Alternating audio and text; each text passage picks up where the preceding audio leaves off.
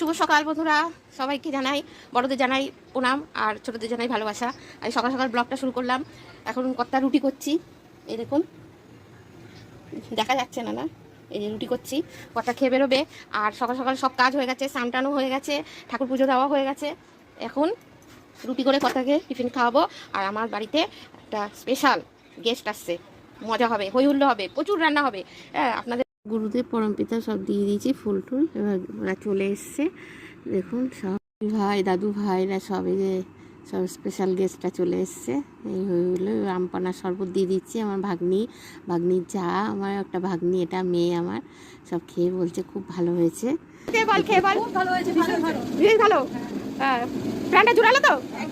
আমার বিরিয়ানিটা করে ফেলছি, দমে দিয়ে দেবো। এ রান্না হয়েছে রুই মাছের কালিয়া, স্যালাড আর বিরিয়ানি। দেখুন চিকেন বিরিয়ানি, রাইসটা কত ঝুরঝুরে হচ্ছে, চাটনি, পাঁপড়, দই,